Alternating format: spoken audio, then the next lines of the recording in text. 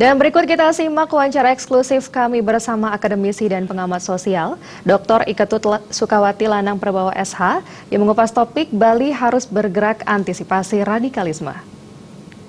Bali TV dimanapun berada, kembali saya Yuma Sukmatika menemani Anda pada wawancara eksklusif kali ini dengan mengulas topik sangat menarik tentunya terkait dengan kebangkitan nasional.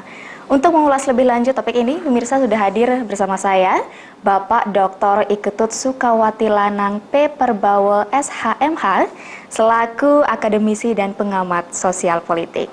Swastiastu, Pak Lanang. Swastiastu. Baik. Pak Lanang, tanggal 20 Mei, rakyat Indonesia akan memperingati Hari Kebangkitan Nasional. Bagi Pak Lanang sendiri, apa esensi dari Hari Kebangkitan Nasional? Ya, kebangkitan nasional kalau dilihat dari sejarah ini kan momentum nasionalisme dan rasa persatuan bangsa Indonesia di awal mulai pergerakan dan perjuangan Indonesia. Ini penting untuk dimaknai bahwa hari ini kebangkitan nasional atau nanti ke depan tidak hanya pada tiap tanggal 20, tapi harus setiap hari kita harus bangkit untuk memperjuangkan Indonesia lebih baik. Kalau Bung Karno bilang bahwa nilai sosio-nasionalisme dan sosio-demokrasi itu yang harus dilakukan. Nah, nilai kebangkitan ini pada sosio-nasionalisme, kebangsaan yang berdasarkan kemanusiaan, yang berdasarkan juga ketuhanan yang Maha Esa. Jadi, harap nanti dimaklumi oleh semua bahwa penting untuk menjaga kebangsaan pada posisi bangsa sekarang yang sudah mulai ada degradasi penurunan nilai-nilai kebangsaan di tengah hiruk-pikuk perkembangan politik sosial maupun ekonomi yang terjadi di Indonesia begitu. Jadi nilai nasionalisme yang humanis, nasionalisme yang berdasarkan ketuhanan yang Esa ini yang harus dikembangkan, dan ini adalah prinsip yang sudah dilandasi oleh pemikiran Bung Karno melalui Pancasila yang punya tadi sosionasionalisme itu begitu. Baik, sosionasionalisme berarti memang harus ditekankan di nilai kebangsaan ini.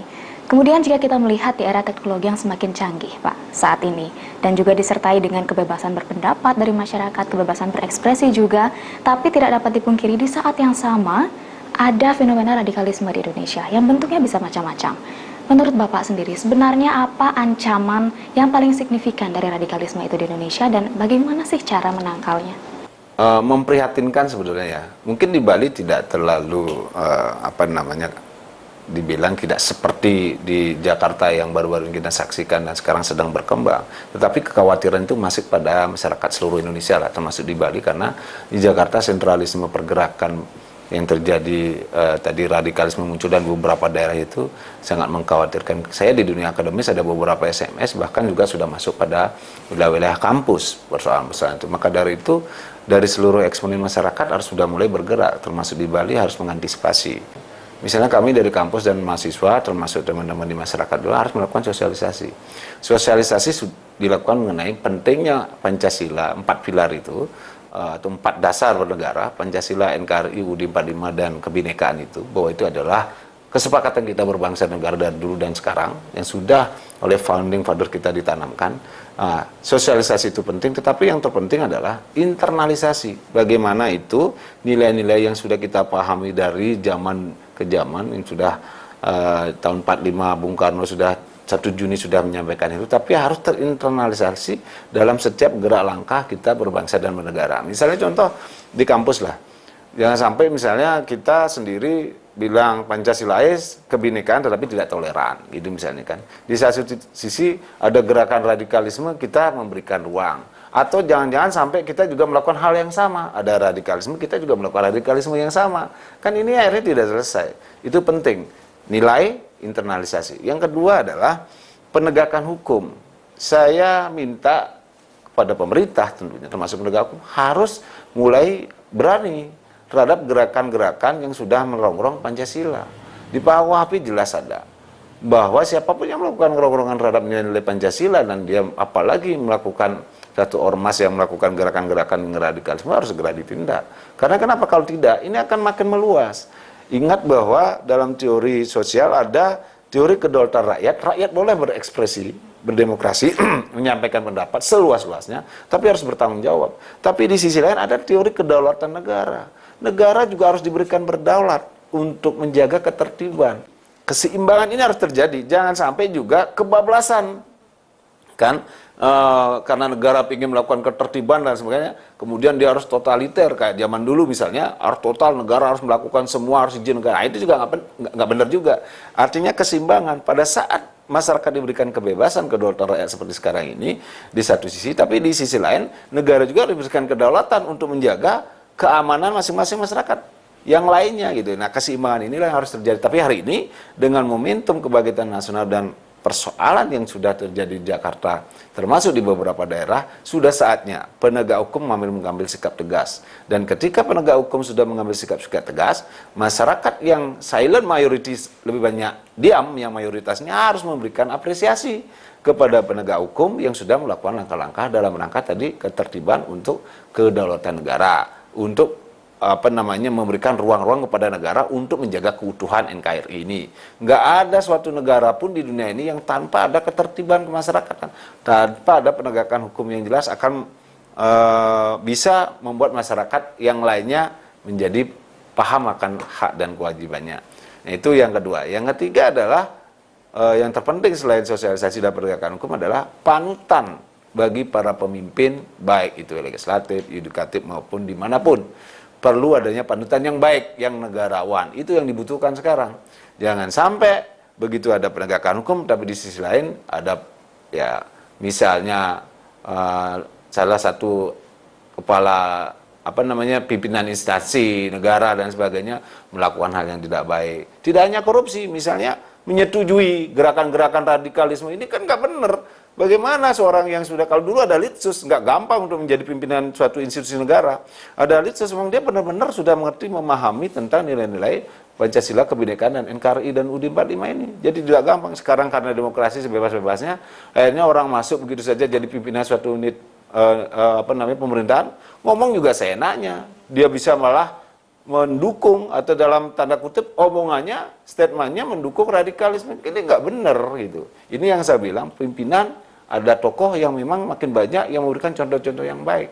Tidak cukup masyarakat aja diberikan informasi, kemudian ada penegakan hukum, kalau pemimpinnya tidak memberikan contoh. Karena saya lihat di beberapa di media sosial itu, ada beberapa tokoh yang sudah menyatakan diri mendukung lah, atau statementnya malah mendukung gerakan-gerakan radikalisme. Menurut saya ini nggak benar gitu. Ya, baik, jadi harus selaras antara teori dan juga prakteknya terinternalisasi. Terinternalisasi langsung. Baik. Kemudian bagi Anda sendiri sebenarnya yang paling mengancam radikalisme itu di Indonesia apa? Agamakah atau kulturalkah? Itu kan radikalisme itu kan pemikiran ya. Kalau dia dalam posisi pemikiran kan kita tidak bisa bendung. Zaman globalisasi kenapa dia muncul? Kan kalau membedah suatu persoalan tidak bisa dimaknai bahwa itu langsung muncul. Apa sebabnya? Pasti ada sebabnya. Pertama bisa saja karena tadi penegakan hukum tidak kuat.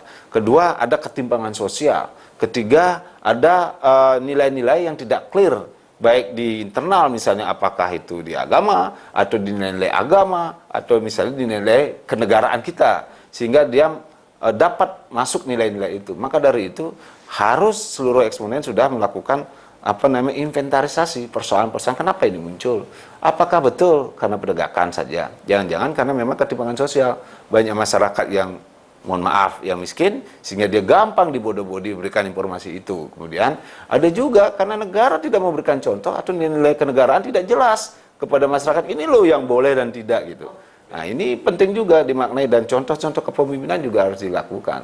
Maka dari itu semua eksponen. Dan sekarang yang terpenting adalah di pihak misalnya pemerintah, baik itu contoh yang paling sekarang real itu adalah di Infocom, bagaimana media sosial itu bisa membatasi juga informasi-informasi yang tidak benar, terutama yang berkaitan dengan radikalisme. Karena itu menyebarnya tidak hanya di TV, sudah masuk ke medsos, itu yang kita harus bendung bersama-sama gitu.